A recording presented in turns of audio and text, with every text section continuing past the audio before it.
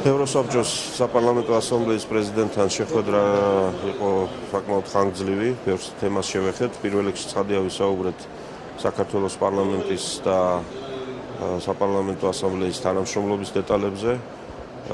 მე ბატონ პრეზიდენტს მოვახსენე, რომ ჩვენთვის ევროსაბჭო და მისი ყველა სტრუქტურა არის პრიორიტეტული მიმართულება და ამ თვალსაზრისით ჩვენ არ ვიმეორებთ წინა ხელისუფლების პოლიტიკას, როდესაც ისინი თვლიდნენ, რომ ევროსაბჭოს განვლილი ეტაპია ქვეყნისთვის, ჩვენ მალე ნატოში უნდა შევიდეთ და აღარ გვჭირდება ამ ტიპის ორგანიზაციებთან ისე მჭიდრო მუშაობა, როგორც თავიდან იყო ევროსაბჭოში გაწევრიანების წლებიდან.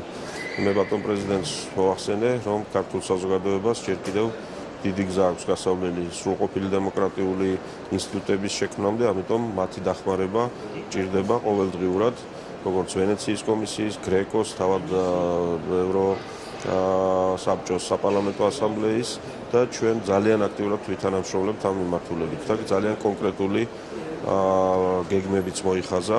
ჩვენ შევთანხმდით, რომ ბატონი მინიონი საქართველოს პარლამენტსაც მიმართავს, პარლამენტში გამოვა. ამის თაობაზე ჩვენ დეტალებზე შევთანხმდებით, როდის მოხდება ეს იქნება კიდევ ერთი სერიოზული მოვლენა ამ პროცესებში. მეორე წყება საკითხების შეეხო უსაფრთხოების თემას, კონფლიქტურ რეგიონებში განვითარებულ მოვლენებს. ბატონმა მინიონმა გამოთქვა შეშფოთება იმის გამო, რომ მონიტორებს არ ეძლევათ საშუალება სრულყოფილად იმუშაონ ამ მიმართულებით. მე ცხადია ვისაუბრე ბოლო დღეებში განვითარებულ მოვლენებზე, ადმინისტრაციული საზღვრის გასწვრივ სიახლეებზე რუსეთის მხრიდან და მე გამოვთქვი ჩემი ვარაუდი, რომ შესაძლოა ეს იყოს მცდელობა გარკვეული ძალების რუსეთის ხელისუფლების მხრიდან, რომ ხელი შეეშალოს იმ პირველ ნაბიჯებს დიალოგში, რაც საქართველოს და რუსეთს შორის დაიწყო. ეს არის ძალიან პირველი და ძალიან საწყისი ნაბიჯები, მაგრამ როგორც ჩანს, ეს ნაბიჯებიც კი აღიზიანებს გარკვეულ წრეებს კრემლში. იმიტომ რომ ზუსტად ამ დროს ასეთ ვითარებაში ადმინისტრაციული საზღვრის გამოწევა და დამატებითი პრობლემების შექმნა, როგორც ჩანს, ამ მიზანსაც ემსახურება. ამიტომ მე სტუმარს მოვახსენე, რომ ჩვენი საქართველოს ხელისუფლების პოლიტიკა ამ თვალსაზრისით იქნება პრინციპული, მაგრამ ფრთხილი, იმისთვის რომ ამ კონკრეტულმა მოვლენამ არ მისცეს საშუალება იმ ძალებს, ვისაც ზოგადად არ სურთ ურთიერთობის ნორმალიზება ქვეყანას შორის, რომ თავიანთი მიზანი შეასრულონ. ამასთანავე მივმართ იმას, რომ ჩვენი მოლოდინია უფრო აქტიური ნაბიჯების საერთაშორისო საზოგადოების მხრიდან.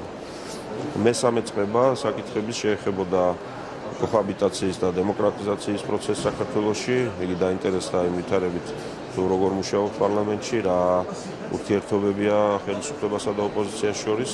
ამაზე დეტალურად ვისაუბრეთ ჩვენ. მან გამოთქვა იმედი, რომ ის კონკრეტული სისხლისამართლის საქმეები და ის კონკრეტული დაკავებული პირები, მათ შორის მაღალი თანამდებობის პირები, ყოფილი ხელისუფლების წარმომადგენლები, მათ მიმართ სტანდარტები იქნება მაღალი, ევროპული დონის და ის ამ გამოთქმულ იმედზე მან მიიღო ჩემი მხრიდან დაპირება და პირიქით თხოვნა იმის თაობაზე, რომ მეტი მონიტორინგი აწარმოონ ასეთ საქმეებზე.